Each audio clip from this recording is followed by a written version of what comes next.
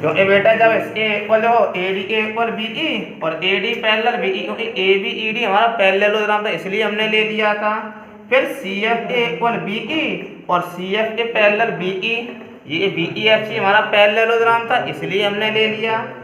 फिर देखना ADA equal BE था और BEA इक्वल CF, ये तीनों इक्वल हो गए। फिर ADA पैरेलल BE था और BEA पैरेलल CF, या बोलो CFA पैरेलल BE, तो तीनों पैरेलल ये हो रहे थे। लेकिन हमें ओनली चाहिए AD और CF। जब तीनों इक्वल हैं तो इसके इक्वल ये भी होगा ना, तो AD इक्वल CF और AD पैरेलल। जब अपोजिट साइड इक्वल और पैरेलल प्रूफ हो रहे हैं, इसका मतलब हमारा जो ACFD है वो हमारा पैरेललोग्राम प्रूफ हो गया। और ऊपर भी मैंने यही किया था, अपोजिट साइड में जब इक्वल और पैरेलल दी थी इसलिए ABED पैरेललोग्राम हो गया था। पैरेललोग्राम की प्रॉपर्टी है अपोजिट साइड पैरेलल और इक्वल। ऐसे यहाँ पर BC इक्वल EF दिया था मुझे और BC पैरेलल भी दिया था, अपोजिट साइड इक्वल और पैरेलल मतलब पैरेललोग्राम। यही पॉइंट मुझे फिफ्थ वाले में दिखाना है। फिफ्थ वाले मुझसे बोला AC इक्वल DF दिखाओ, क्या दिखाना है? AC इक्वल, दोनों AC और DF कौन से पैरेललोग्राम में मिलेंगे? AC और DF। जब ACFD मैंने पैरेललोग्राम प्रूफ कर दिया, इसका मतलब जो अपोजिट साइड है बची वो इक्वल होनी ना। इसका मतलब देखो ACFD में AC और FD इक्वल भी होगा और लिखना चाहो तो मैं यहाँ लिख सकता हूँ पैरेलल भी होगा। क्यों होगा? क्योंकि हम लिख देंगे ACFD इज ए पैरेललोग्राम, या लिख सकते हैं प्रूफ एवं, हम ऊपर ही प्रूफ कर चुके। 6 वाला पॉइंट देखते हैं हम। जो हमारा 6 वाला पॉइंट है उसमें बोला है ट्राइएंगल ABC और DEF लेने हमें। In triangle ABC and triangle DE इन्हें हमें कन्वर्जेंस करना है, तो 3 चीजें छांटने। देखते हैं ABC कहाँ है। ABC में AB, DEF में DE हमें पहले से इक्वल थे, AB इक्वल DE। ABC में BC, DEF में EF, ये भी हमें इक्वल दे रखा है। BC इक्वल EF हमें दे रखा है तो हमने ले लिया। 2 चीजें हमें दे रखी थी। तीसरी चीज हमने निकाली अभी, AC equal FD, AC equal अभी हमने प्रूफ की थी, प्रूफ्ड एबव। यही क्यों ली? क्योंकि ABC में AC मिलेगा। हमेशा जब कुछ बच्चे ये करते हैं, एक ही ट्राइएंगल दोनों साइड इक्वल में सो नहीं रखते। ABC की अगर AC साइड ले ली तो दूसरा ट्राइएंगल जो DEF था उसकी दूसरी साइड हम यहाँ रखेंगे। ऐसे आपने 7th और 8th में किए हैं क्वेश्चन। 3 चीजें हो रही हैं, हमारे जो ट्राइएंगल है ABC और हमारा DEF हमारा कॉन्ग्रुएंट हो चुका, इससे साइड साइड बस बेटा मुझसे ओनली यही बोला था। क्वेश्चन हमारा फिनिश हो जाए, नोट कर लो बेटा। देखिए बेटा अब आपका क्वेश्चन नंबर 12 होगा। जो 12 वाला है उसमें ये लिखा है ABCD is a trapezium. Hand of figure भी आपको दे रखा है, मैं बना देता हूँ। सबसे पहले है आपका ट्रेपेजियम ABCD। मुझे पता है बेटा आप लोगों ने भी पढ़ा है, अपोजिट साइड जो है वो हमारी पैरेलल और इक्वल नहीं होती। देखो ये दोनों जो है वो हमारे नॉट इक्वल वाली हैं। ये बेटा मेरा ट्रेपेजियम बन गया, नेम दिए हैं ABCD, ABCD, ये मेरा ट्रेपेजियम हो गया। फिर इसमें बोला है इन विच AB पैरेलल CD, ये दोनों पैरेलल वो होती भी हैं। आगे बोला है एंड AD इक्वल BC, मैंने आपको बताया था ये दोनों नॉन पैरेलल होती हैं, मतलब ये समांतर नहीं होती। अगर ये दोनों नॉन पैरेलल इक्वल हो जाएं, ये दोनों नॉन पैरेलल होती हैं और अब ये इक्वल हो गई तो वो ट्रेपेजियम का जो नाम है वो हो जाता है आइसोस्केल trapezium. AD equal BC, see figure so that angle A equal angle B दिखाना है मुझे, AA इक्वल B। तो देखो बेटा इसके बाद मैं ये करता हूँ, देखो सबसे पहले रिबन में हमें क्या दिया है, ABCD ट्रेपेजियम है, वही लिख लिया मैंने। ABCD is a trapezium in which उसमें हमें क्या दिया है, A B parallel C D and A D equal B C.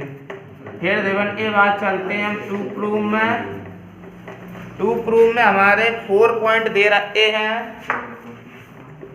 First है angle A equal angle B, second है, ये सभी 4 पॉइंट आप लिख लो तो खुद ही।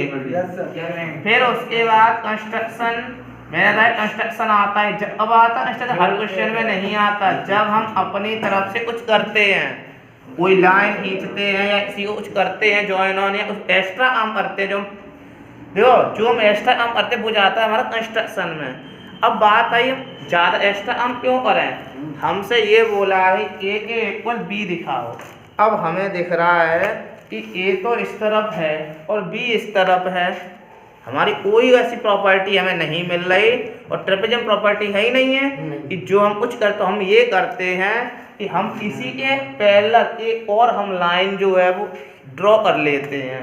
इसको मैं यहाँ पे आगे बढ़ा देता हूँ और उसी के पैरेलल में एक जो लाइन है अनदर लाइन वो मैं ड्रॉ कर देता हूँ। कोई बेटा प्रॉब्लम हो तो बताओ। और आपके फिगर जो है उसमें दी भी रखी है, उन्होंने नेम बोल दिया है ए, अगर नहीं होती तो हम बना लेते। अब कंस्ट्रक्शन में हमने क्या किया, हमने इसको बढ़ाया, ए बी को बढ़ाया, तो वही लिख देंगे एक्सटेंड ए बी टू ए, कहाँ तक बढ़ाया, ई तक। बढ़ाने के बाद हमने ई तो बढ़ा तो लिया, फिर हमने क्या किया था, इसके पैरेलल भी तो खींचा था ना, है ना, तो यहाँ लिख देंगे एंड ए डी पैरेलल, या फिर सीधा लिख दो जॉइन ई टू सी, लिख दो जॉइन ई टू सी। देखो एंड में यही दिया, कुछ अलग दिया है या दोनों ही दे रखे दो बेटा, extend A B and draw a line through C. C से हमने लाइन, आपकी चॉइस है बेटा, देखो extend A B to E, फिर उसके हमने क्या किया बेटा, सी से हमने लाइन खींची थी ना, देखो बेटा आपकी हिंट में दे रखी है, लेंथ में लेंथ नहीं लिखवा रहा इसमें मैं, देखो दे रखी है आपकी साफ साफ कि एक्सटेंड ए बी को बढ़ाया एंड ड्रॉ ए लाइन, और हमने लाइन खींची, कहाँ से खींची, थ्रू सी से ही खींची थी ना, इसके पैरेलल खींची हमने ए डी के through C, A D parallel लिखिए इसमें C parallel to D A बोल दो या फिर ए डी, हिंदी में ऐसे, यानी हमने ए बी को आधे तक बढ़ाया और बिंदु सी से डी ए के समांतर एक नई रेखा कौन सी, सी की खींची, ये आपको हिंदी में लिखना है। और इंग्लिश में point C draw parallel to another line A D parallel C E, आपकी बुक में दे रखा है, चाहे तो आप बुक वाली लैंग्वेज लिख देना इसमें या फिर आप अपनी तरफ से खुद लिख देना, ठीक है ना, बस आपको लिखना यही है। मैं आपको बता देता हूँ हमने क्या किया था, पहले लाइन को बढ़ाया western A B to E, फिर हमने क्या किया, इस पॉइंट से हमने इसके पैरेलल ए डी के पैरेलल तो लाइन खींची, तो लिख लेंगे विथ पॉइंट सी या पॉइंट सी में draw another parallel line A D parallel C की, ए डी तो पैरेलल हमने खींची है, बस ऐसे लिख दो, आपकी चॉइस जैसा तैसे लिख देना, इसमें लिख लो दे बेटा, ये मैं लिखवाऊँ, ये आप लिख लो दे। अब देखिए बेटा प्रूफ में, देखिए आप लोग ये हम प्रूफ में हम कैसे करेंगे, देखिए बेटा प्रूफ का फर्स्ट पॉइंट हमें दिखाना है ए इक्वल बी, देखना हमें ये पता है इसके इक्वल ये है दिया था हमें, और हमने बेटा इसके इक्वल ये लिया, अपोजिट साइड जो है पैरेलल और इक्वल लिए हमने, लिए कि नहीं लिए, जब अपोजिट साइड पैरेलल और इक्वल है तो इसका इक्वल ये भी तो हो जाएगा।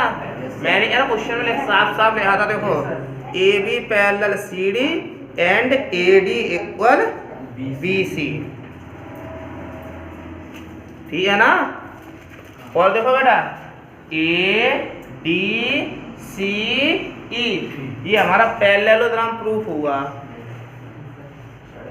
अभी पढ़े बताई थी ना, देखो ए बी के पैरेलल सी डी, चलो मान लो ये आप सोचते ए बी और ये सी डी है ना, जब ए बी और सी डी पैरेलल हैं तो हमारा ए ई और सी डी भी तो पैरेलल होगा, पता है ना। उसके बाद हमें दिया था इसमें, देखो बेटा यार, और बेटा इसके बाद हमें दिया था A D equal B C, हमें A D equal B C भी तो दिया था कि इसके इक्वल, अब देखना बेटा इसके पैरेलल ये था और हमने इसके पैरेलल ये वाली इक्वल लाइन हमने खींची थी ना, जितनी हमारी ए डी है उतनी हमारी सी ई है, और पैरेलल भी है ना, अपोजिट साइड पैरेलल और इक्वल पैरेललोग्राम होता है। इतना समझ में आया, ए डी सी ई हमारा पैरेललोग्राम है। Yes sir. ठीक है ना, तो फिर मैं सीधा सीधा यहाँ पर ये लिख दूं, A D C E is a parallelogram. जब पैरेललोग्राम है इसका मतलब अपोजिट साइड जो है ए डी और सी ई ये इक्वल भी होने और ये हमारे पैरेलल भी होने। अब मुझे ओनली इक्वल से मतलब था तो ए डी इक्वल मैंने सी ई ले लिया, फिर इम्प्लाइड ए डी इक्वल क्या दिया था हमें, बी सी दिया था ना। चलो मैं लिख देता हूँ, but A D equal B C ये हमें दिया है। जब A D equal B C दिया, ए डी इक्वल भी सी ई है, मतलब A D equal B C equal C E. इसका मतलब हमारा ये हो गया कि जो बी सी है उतना ही हमारा सी ई है। अब आपको दिख रहा है कि ये जो ट्राइएंगल है बी सी ई उसमें अपोजिट साइड कैसी है, इक्वल। जब अपोजिट साइड इक्वल होती है तो ये हमारा आइसोस्केल ट्राइएंगल बनता है, और उसमें जब अपोजिट साइड इक्वल तो हमारे अपोजिट एंगल भी कैसे हो जाते हैं, इक्वल। तो मैं यहाँ पर लिख दूंगा इन ट्राइएंगल बी सी ई हमें क्या है, B C equal C E है जब अपोजिट साइड इक्वल है। और ये यहाँ से आया लिखना चाहो लिख दो, प्रूव्ड अबव, हम ऊपर प्रूव कर चुके हैं।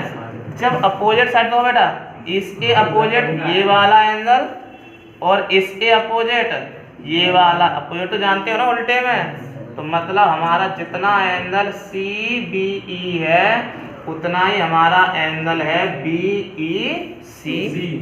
लिख दिया मैंने, इतना हो गया बेटा। अब हमें बेटा ओनली ये प्रूफ करना है कि इसके इक्वल ये वाला। अब देखो बेटा इसके इक्वल हम ये वाला ऐसे, देखो बेटा इतना हमारा ये आ चुका है। अगर बेटा इतने कोई प्रॉब्लम नहीं हुई, अब देखो इसे मैंने बेटा डाल दी फर्स्ट इक्वेशन, क्या डाल दी, फर्स्ट इक्वेशन। अब मुझे पता है कि बेटा ए डी और जो हमारा सी ई है ये दोनों हमारी पैरेलल लाइन है, खींची थी ना मैंने, एक्सटेंड ए बी टू बोला था ना कि ए डी के पैरेलल सी ई खींचा है मैंने, और आपकी बुक में दिया भी है, हिंट में लिखा हुआ साफ साफ। तो देखो जब ये दोनों पैरेलल, इसका मतलब ये जो ए ई है ये लाइन ट्रांसवर्सल हुई, इस ट्रांसफर देखो ये जो एंगल है वो इस पैरेलल मतलब ए डी और सी ई पैरेलल के बीच अंदर है, और ये वाला जो एंगल है वो भी ए डी और सी ई के अंदर है ना। अरे लो ए डी सी दोनों के अंदर ए है, तो हमने प्रॉपर्टी पढ़ी है अंदर ये जो एंगल होते हैं दोनों वो इंटीरियर प्रॉपर्टी से 180 होता है सम इनका, मतलब angle A plus angle E जो है वो हमारा हो जाएगा 180। लिख देते हैं बेटा, देयरफॉर या नाउ लिख दो, now angle D A B plus angle B E C equal 180। और अगर खोलना चाहो तो मैंने यहाँ खोल दिया, नाव के बाद A D parallel C E and A E is a transversal, ठीक है ना। और ये आया इससे, लो वो भी खोल देता हूं मैं, ओ इंटीरियर एंगल। और बेटा ओ का मतलब है फुल फॉर्म होती है कंजुगेटिव, क्या मतलब होता है, कंजुगेटिव। इसका मतलब है ओ का मतलब है कंजुगेटिव इंटीरियर एंगल। अब देखो बेटा DAB को मैंने DAB छोड़ दिया, BEC का मान हमारा CBE है, वो मैंने यहाँ पर रख दिया इक्वल 180, सही है ना। और ये आया ऐसे मैंने लिख दिया यूजिन फर्स्ट, ये जो BEC का मान फर्स्ट में था, CBE मैंने लिख दिया। अब देखना DAB का DAB रहने दिया, क्योंकि मुझे एंगल A चाहिए, एंगल मुझे यहाँ मिल रहा है DAB में। अब ये कौन सा एंगल है? CBE ये वाला, लेकिन मुझे प्रूफ करना है ये वाला, और मिला है मुझे अभी ये वाला। तो देखना इस CBE को मैं उस तरफ ले जाता हूँ, तो 180 माइनस एंगल CBE, तो एंगल DAB इक्वल आ गया हमारा angle DBC, so angle A equal angle. अब सोच रहे होंगे सर आपने ये 180 माइनस तो DBC कैसे लिख दिया? मुझे ये पता है टोटल कितना होता है स्ट्रेट लाइन, ये 180। जब ये 180 है, अगर मैं बोलूं बेटा ये 10 डिग्री का एंगल है, तो इसे आप 170 बताओगे। अगर बोलूं बेटा ये 100 का है, तो आप इसे 80 बताओगे। मतलब 180 में से क्या करोगे? माइनस। ऐसे ये कौन सा माइनस हुआ? EBC वाला माइनस होता है ना, मतलब CBE बोल दो या फिर EBC, ये वाला माइनस होता है इसमें से 180 में से, क्योंकि ये पूरी एक स्ट्रेट लाइन है। तो भाई देखो 180 माइनस CBE, 180 में से ये वाला माइनस हो रहा है। जब ये वाला माइनस होता है तब हमें ये वाला मिलता है। अभी मैंने एग्जांपल देके बताया ना, अगर ये 10 है तो ये 170, अगर ये 90 है तो ये भी 90, अगर मान लो ये 160 है तो ये 20। कैसे इसमें रूल लगेगा? अगर ये 20 है तो फिर ये 160, ये हमारा 50 है तो ये 130, टोटल हमारा सम होता है 180। तो जब इसमें से माइनस कर दिया तो हमारा ये वाला बच गया एंगल A पर हमारा कितना आ गया? एंगल भी आ गया। देखिए बेटा इसका जो सेकंड पॉइंट है, इसमें मुझे प्रूफ करना है angle C equal angle D। तो देखो बेटा मुझे पता है ये दोनों पैरेलल थे, मैंने यहाँ सेकंड पॉइंट डाल दिया, AB पैरेलल हमारा CD, एंड जो हमारा AD है वो हमारा बेटा ट्रांसवर्सल, ये हमारा ट्रांसवर्सल हो गया। मतलब angle A plus angle D equal 180 होता है O इंटीरियर से। Yes sir. O interior angle, देखो ये दोनों पैरेलल, ये देखो एक ही तरफ है, ये भी अंदर ये भी अंदर। O interior property 7th class वालों में से चैप्टर समझाई भी हैं। अब देखो अगर मैं बेटा एंगल DE वैल्यू निकालू यहाँ से, एंगल DE, तो एंगल D इक्वल होगा 180 माइनस एंगल A, फिर लिख दूंगा बट angle A equal angle B। ये मैं प्रूफ कर चुका हूँ, proved above. Implied angle D equal 180 minus A की जगह पे मैं क्या रख दूंगा? B रख दूंगा, क्योंकि मैं प्रूफ कर चुका हूँ। इधर मैंने फर्स्ट इक्वेशन डाली, इसे मैंने डाल दी सेकंड इक्वेशन। फिर देखो AB पैरेलल हमारा CD था ना, AB पैरेलल CD था, या हमारा ये जो BC है वो हमारा ट्रांसवर्सल नहीं होगा? हमारा जो BC है वो भी तो ट्रांसवर्सल होगा। मतलब angle B plus angle C equal 1। अगर मैं इससे एंगल C की वैल्यू निकालूं तो 180 माइनस एंगल, ये हमारी थर्ड इक्वेशन हो गई। सेकंड और थर्ड इक्वेशन देखो RHS दोनों में सेम है, तो मैं लिख दूंगा from second and third be that. जब दोनों की RHS इक्वल है 180 minus angle B, 180 minus angle B, दोनों की जब RHS इक्वल तो LHS भी कैसी हो जाएगी? तो हमारा क्या निकल आएगा? Angle D equal angle C। देखिए बेटा कैसे, मैं यहाँ पर बेटा लिख दूंगा